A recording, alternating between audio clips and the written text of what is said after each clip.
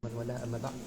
Alhamdulillah kita dah sampai ke maqam al-Imam al-A'zam wal Ustaz al-Afkham Muhammad ibn Idris ibn Abbas ibn Uthman ibn Syafi' al-Qurashi al-Syafi'i.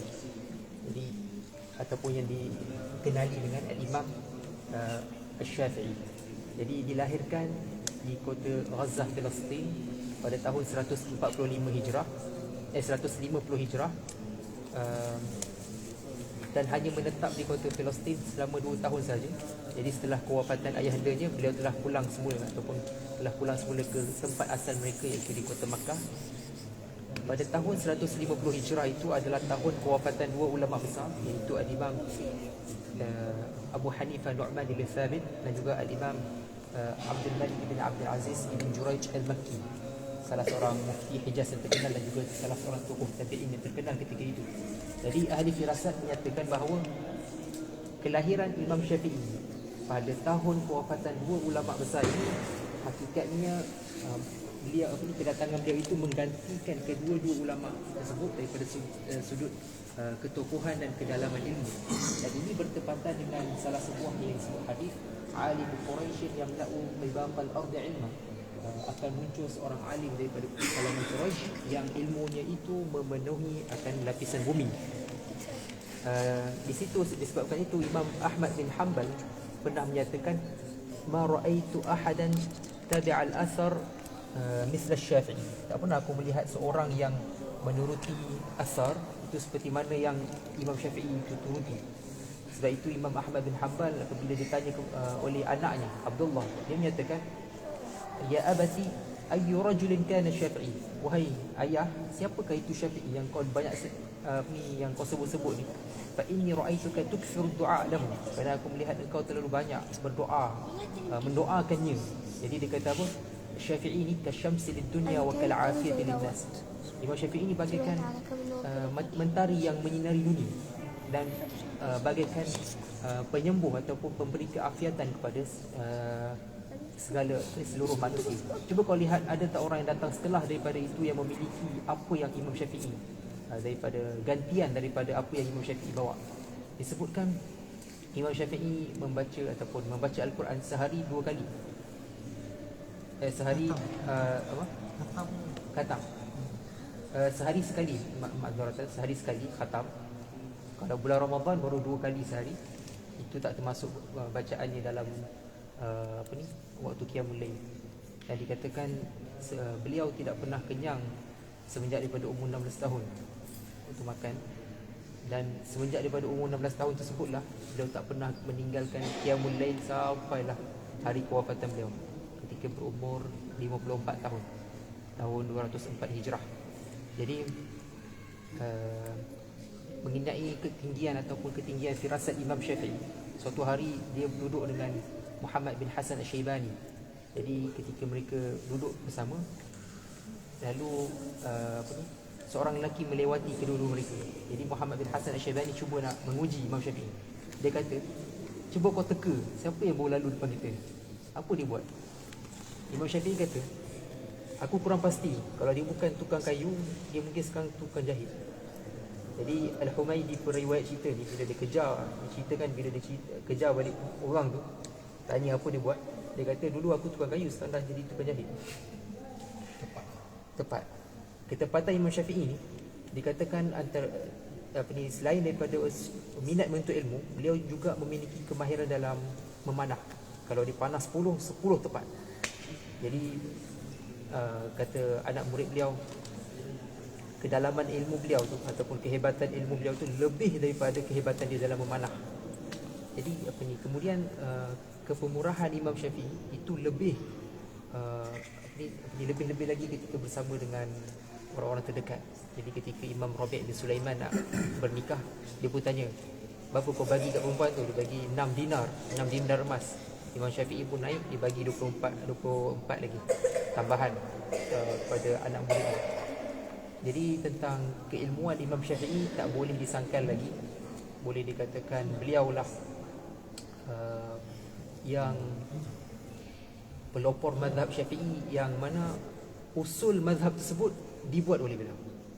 Kalau dibandingkan dengan mazhab-mazhab lain yang dibuat oleh ashab setelahnya, Imam Syafi'i sendiri yang buat kita usul bagi mazhab dia.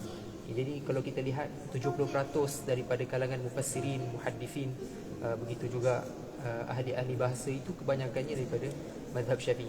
Sebab itu kita perlu berbangga kita bermazhab Syafi'i kerana kedalaman ilmu. Jadi bila kita menuruti mazhab Syafi'i, hakikatnya kita menuruti apa yang mungkin boleh dikatakan paling tepat lah. Jadi kalau kita lihat kat tepi yang saya kata tadi, tempat Imam Syafi'i bersandar waktu dia mengajar dekat Masjid Amr bin As pada setiap pagi lepas subuh. Ni tiangnya lah. Kemudian tiang mana? Ni Yang tegak ni. tegak. Kemudian ketika saat beliau sudah gering ataupun sudah sakit nak meninggal, untuk pengetahuan beliau ada hubungan yang baik dengan Sayyidah Nafisah. Jadi kalau Imam Syafi'i gurunya, jadi kalau beliau ditimpa sakit ataupun apa-apa, beliau akan hantar anak muridnya Imam Rabi' Al-Jizi ataupun Imam Rabi' Al-Muradi untuk meminta doa. Jadi setiap kali Sayyidah Nafisah doa, insya-Allah diberi kesembuhan sampailah saat beliau sudah gering dan membawa kepada kewafatan.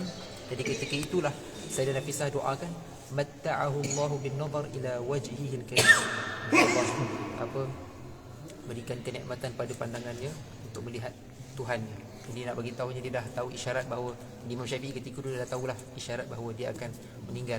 Imam Yunus bin Ibn Abdul A'la melihat ketika Imam Syafi'i dalam keadaan sakit, keadaan yang terlalu sakit ketika itu. Jadi Imam Syafi'i meminta kepada anak muridnya untuk membacakan ayat 20 dan hingga 100 daripada surah Ali Imran. Jadi kalau kita lihat ayat 20 hingga 100 dalam surah Ali Imran itu adalah ayat-ayat yang menceritakan mengenai musibah dan segala macam musibah yang menimpa Rasulullah lah, dan juga sahabat dalam perjuangan ketika itu. Jadi Imam Syafi'i minta dibacakan ayat tersebut supaya dia dapat merasakan bagaimana peritnya perjuangan Rasulullah nak dibandingkan dengan sakitnya dia waktu nak meninggal tu. Sampai ke tahap itu. Jadi Imam Syafi'i meninggal pada tahun 204 Hijrah. Disebutkan beliau disolatkan di masjidnya, kemudian dibawa ke rumah Sayyidah Nafisah untuk disolatkan khusus oleh Sayyidah Nafisah oleh, kemudian ketika itu diimamkan oleh Al-Imam Al-Buwaiti, Abu Ishaq Imam Al-Buwaiti ketika itu. Dan insya-Allah dengan keberkatan Imam Syafi'i mengalirkan kebaikan dan juga keberkatan kepada kita insya-Allah. فتح بالقبول تمام بكل السلم والمأمور صلاح الشأن الظاهر وباطنه في الدين والدنيا والآخرة دفعت لكل شر جميعا لكل الخير لنا ولوالدينا وأولادنا وأحبابنا ومشايخنا مع النية أن الله ينور قلوبنا وقوالبنا مع الهدى والتقى والعفاف والغنى والموت على دين الإسلام والإيمان بلا محنة ولا امتحان بحق السيد ولد عدنان وعلى كل نية صالحة وإلى صاحب هذا المقام وسر أسرار الفاتحة.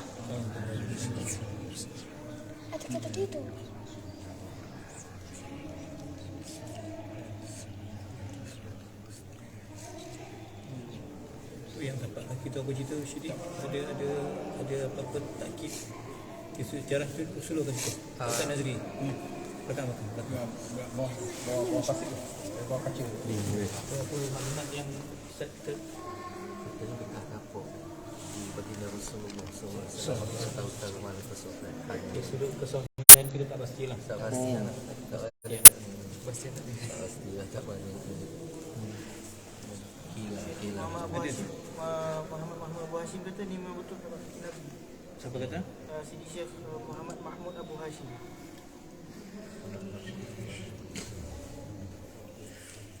Yang rezeki Nabi ada pembuktian ada.